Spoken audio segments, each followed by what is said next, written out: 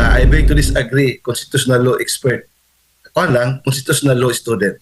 Okay. Yeah. Student of Lisod law. kayo, very hard to claim expertise. Anyway, I've been teaching constitutional law for the past 28 years.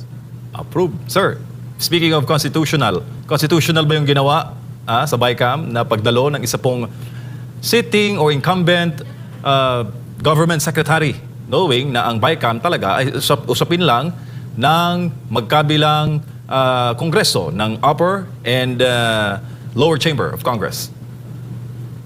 To me, there's nothing unconstitutional about it. Basta concord lang ng dalawang contingent ng both houses of Congress, both houses, meaning the Senate and the House, because each chamber will send its own contingent. Basta approve lang, walang problema yan. Anyway, the purpose of the Bicameral Conference Committee is to hammer out and reconcile differences in both proposed budget by both houses of Congress. Now, if they need the appearance of a resource person that could enlighten them, to me, there's nothing unconstitutional about it.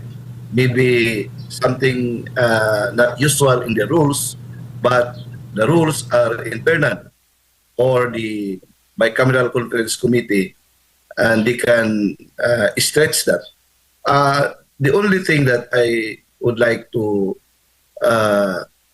parang to be satisfied with, na dapat transparent para malalaman yung paano yung mga discussion nila diyan sa Bicameral Conference Committee. Pero sa mga manunood, natagal naghintay kahapon na attorney, paulit-ulit yung kanilang break, tapos may mga meeting pa behind the BICAM. Ang kanila pong sinasabi ang ginagawa nila ay para sa transparency. Pero pag BICAM, di ba po, mabilis na lang yan. Parang formality na lang ng disagreements ng Senate at ng House contingent. Pag-iisahin na lang, approve agad. Pero ngayon parang balik sa ang status parang bumalik sa committee hearing eh.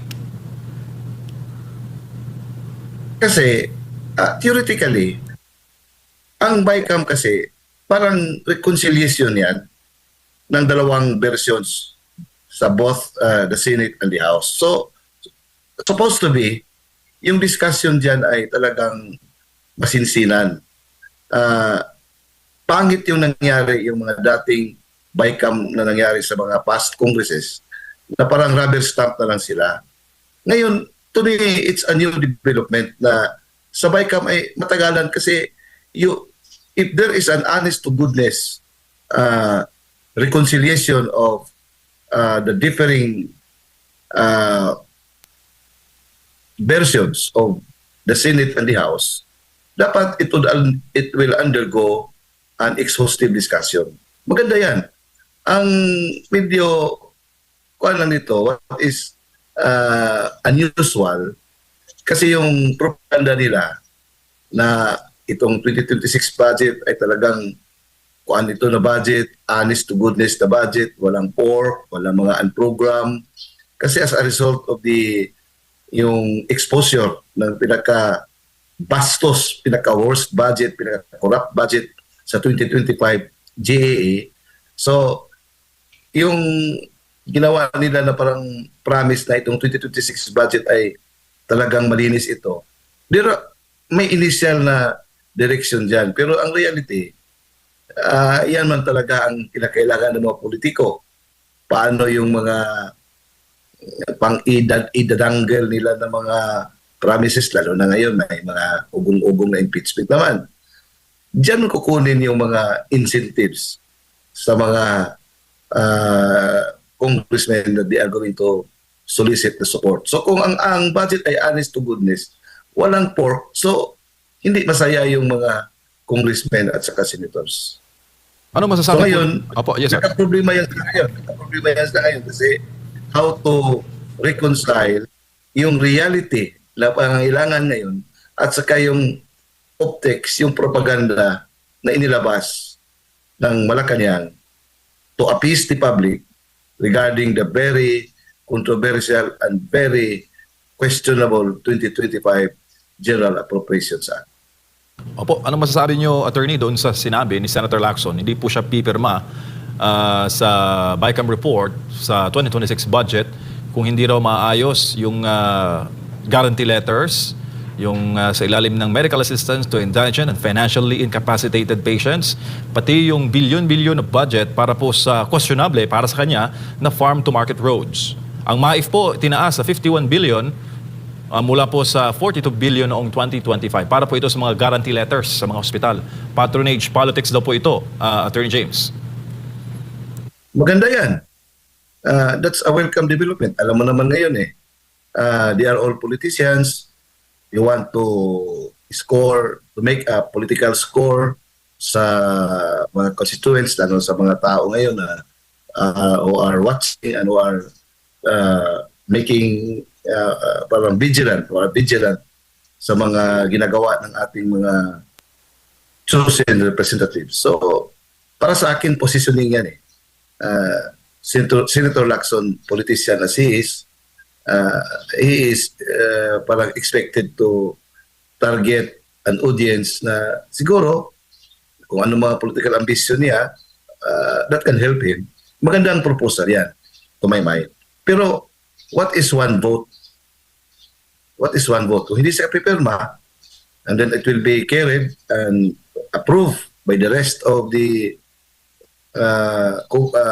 members of the BICAM, so still, that will become part and parcel of the 2026 national budget. Attorney Bukal, board member, maayong buntag. Si Admar po. May buntag, ma'am. Merry Christmas. Opo, malipayong Pasko. Sir, ano pa rin, patungkol pa rin po dito po sa budget po natin, no? Pero hindi itong 2026 budget. Siguro sa kabuuan at sa iba pa mga budget. Ano po yung nasasabi sa Constitution, sir? Definite po ba na kung ano yung request ng Pangulo, ng Executive po, either iyon ang aprobahan or mababawasan. Kasi naging sentro din ng debate ito, lalo na nung lumabas po yung panibagong desisyon ng Korte Suprema dito nga po sa PhilHealth, no, pinasusole. Merong iba't ibang mga opinion din po, yung mga Associate Justice po doon. At may ilan doon na naniniwala na unconstitutional na kung ano yung hinihingi ng executive o ng Pangulo, dinadagdagan after ng BICAM, no? Parang yung pinaka-final talaga, nadadagdagan. Yung iba naniniwala na either panatili yung proposed ng ehekutibo o di kaya ay bawasan ito. Attorney, meron po bang sinasabi sa Constitution? Yes, precisely. I've been teaching constitutional and political law for 28 years. Kaya nga, masakit yung tinuturo natin sa yung estudyante natin. Pero iba ang mangyayari sa actual na yung mga actions ng ating mga political actors. Now, theoretically, yun ang operation ng tinatawag na blending of powers. While the power of the purse belongs to Congress, specifically in the House of Representatives, they cannot operate, they cannot exercise that power without the proposed budget that is contained in the NEP to be submitted by the executive branch prepared by the DBM, yung mga economic managers. Because yung NEP na yan ay produkto yan ng pag-aaral that has been prepared for how many months. Pinag-aaralan yan yung lahat ng mga departamento ng executive branch before they submit it to the House of Representatives and to the Senate. No budget discussion can be started without the proposed budget submitted by the Office of the President, by the executive branch. Now, that would trigger the deliberation of the Tito, namamas ko po. Sige, imariban ko sa'yo ha. Let's sing Merry Christmas, do your savings every of the Congress is limited only to decreasing the proposed budget. They cannot increase the proposed budget by the by the executive branch. Yan talaga ang nandiyan sa Constitution. Ang problema diyan, more often than not, halos lahat ng mga GAA ay talagang in violation of the Constitution. Pero wala nang mangyayari kasi they approve the budget para sa operation sa incoming year. Normally, they approve the budget by December. Kasi under our setup, kung walang budget na ma-approve within the year, ang next year, re-enacted budget yung mag-operate sa ating government. Na kung re-enacted budget, iba naman yung mga assumptions dyan kasi madami ng mga factors na nag-iiba sa present times. Kaya nga, parang na-hostage yung mga tao at saka yung Supreme Court. Now, ang Supreme Court, kung parang pangit naman na ang Supreme Court will become the branch of the government that would create an instability of our country by declaring the entire budget as unconstitutional. Ang mangyayari dyan, so walang operation mangyayari sa gobyerno natin. Unlike in the US na kahit na pangit sa US kasi pag walang ma-approve na budget doon sa US, talagang mayroon sinasabi na government shutdown.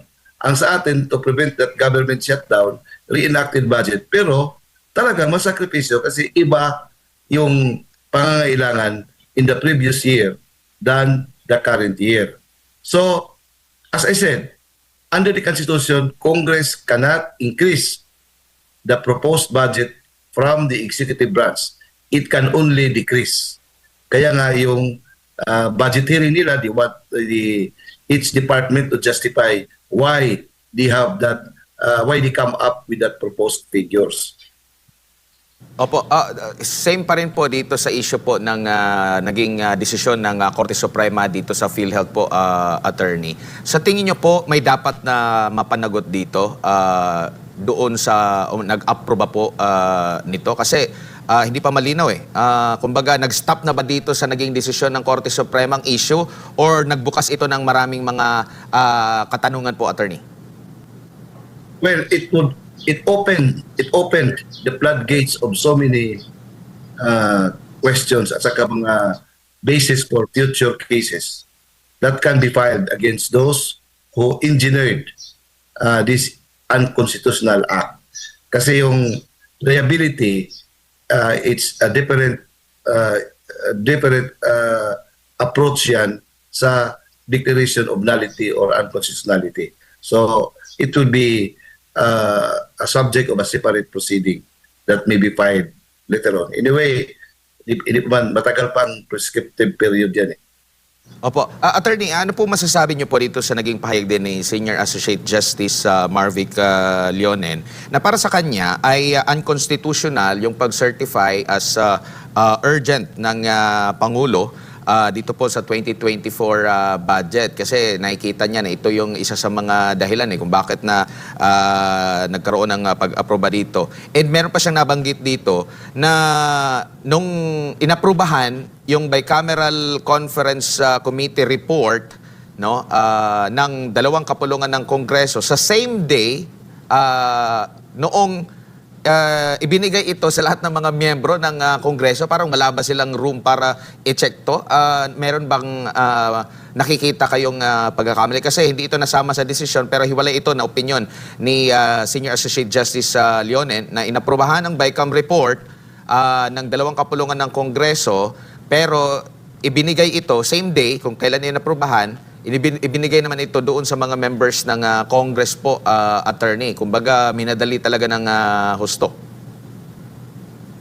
Kung appreciation lang ang i-describe mo dyan, that is an understatement. Maghanga talaga. That is expected of him kasi Senior Associate Justice Marvic Leonen, his reputation precedes him. Ang galing talaga niya. At saka, very parang radical yung kanyang paningin sa mga bagay-bagay. And I salute him. Very courageous. Imagine to say that the 2024 budget, Opo. 2025 yan? 2024 po. 2024 budget is unconstitutional. That is a very serious statement. Ang kuan lang kasi ang medyo that is a separate opinion. Yun maging text, maging kuan yan basis for mga lecture at saka yung analysis natin sa constitutional law, political law. for future reference. It's a product of courage coming from a magistrate like Senior Associate Justice Marvic Leonin. Kasi normally, mayroong principle yan na parang deference, parang presumption of constitutionality. Kasi itong three branches of government ay they operate on principle of co-equality. Parang may respect, co-respect. The Supreme Court hardly makes a decision na to strike down as unconstitutional co-equal branches of government like the executive and the legislative branches. Normally diyan, they will apply the ratifying principle. Kasi yung Supreme Court may tatlong functions yan eh. Ratifying. I-ratify nila niya yung act ng co-equal branch kasi parang respect in a way, parang judgment ko nila yan eh. So there is a wide range of presumption of constitutionality. Ang next na function ay checking function. Yan ang isang function na talagang the Supreme Court will assert the supremacy of the Constitution. And it can even be interpreted na the Supreme Court makes itself superior than the other branches of government. But when the Supreme Court will check and will check the abuses of a co-equal branch of government like Congress, it does not assert its own superiority, but what it asserts is the supremacy of the Constitution. Bihira yan ginagawa ng Supreme Court. Ang pangatlo diyan yung parang guidance for the bench and the bar. Ito, dalawang epekto ito eh. Itong separate opinion ni Senior Justice Marvic Leonin. It's a function of a checking function that the Supreme Court exercised. At the same time, parang restraint upon the future for the guidance of the bench and the bar. Para hindi ito mangyayari na ganitong klaseng parang to use our language, bastos nga budget 2025 and 2024. Opo.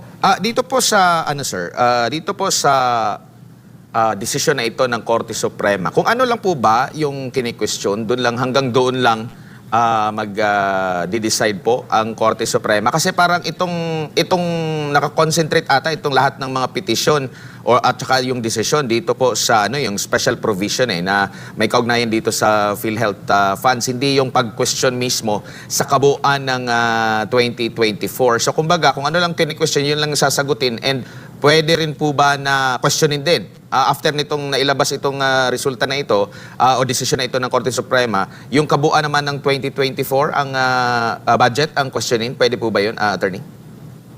Wala na, tapos na eh. Tapos na 2024 budget. So kung ano lang mga criminal liability, administrative or criminal liabilities na pwedeng ma-file natin as a result of that unconstitutional budget, yan ang pwedeng i-pursue. So tapos na yung 2024. Paano yan? Nagasto na yan sa year 2025.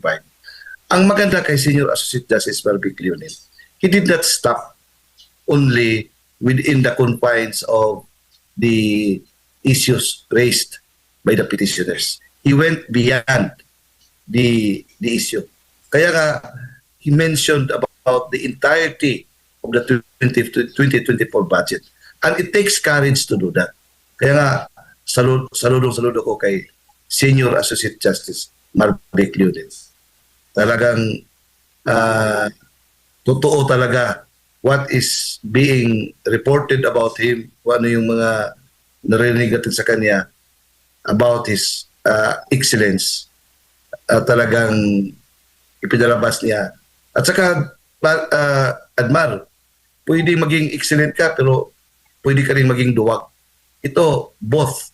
He is excellent at the same time, brave and courageous. Opo. Attorney, nakikita nyo rin po ba na yung gumawa ng budget sa 2024 na maraming nakita yung ibang mga justices natin na mali, Same din possible yung kanilang ginawa din dito sa budget sa 2025 to the point na marami din nagsasabi na ito yung pinaka-corrupt na budget. Yet, wala pa pong desisyon ang Korte Suprema ukol po dito, Attorney.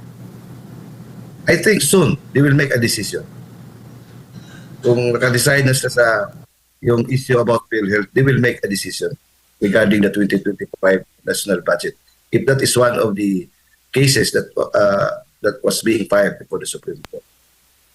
Po. Sir, lipat lang po ako ng isa pang topic po. No? May panukala pong batas. Meron tayong anti-political dynasty sa konstitusyon. Pero bakit naging sentro po ito ng debate, sir?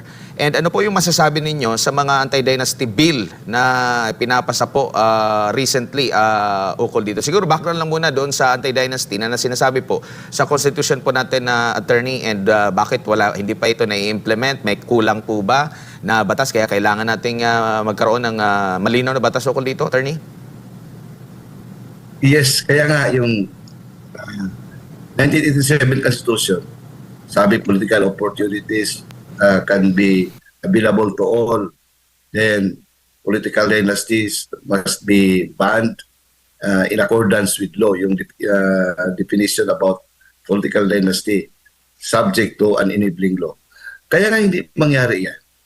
Kasi from the time na nag-operate yung 1987 Constitution, panahon ni Cory, lahat ng mga congressmen at saka senators, if not all but super majority of them, were or have been beneficiaries of this political dynasty. So how can you enact a law that would be destructive of your interest? So kaya nga hindi nangyayari yan. Every now and then may proposal, pero hanggang first reading lang yan. Hindi yan na they will not make a serious discussion about it kasi matatamaan talaga sila.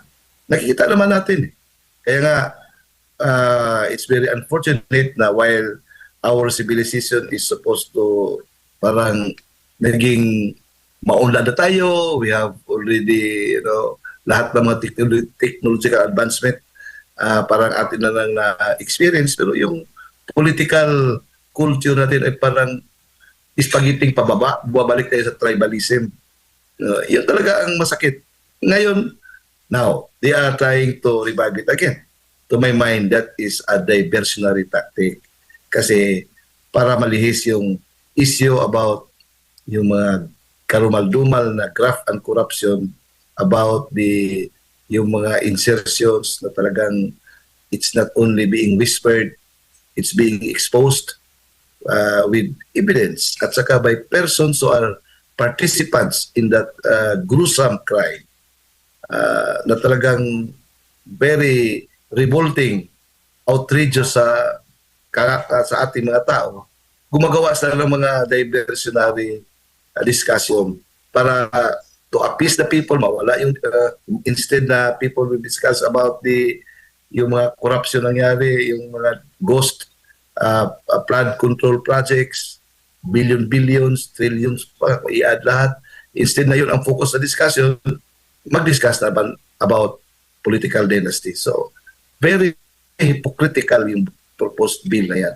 Coming from a congressman who is a beneficiary of that political dynasty. Sino ba matira sa kanila diyan? At saka, kung totohanan lang, hindi ma-approve yan, pero they will approve it kasi ang mangyari yan, watered down.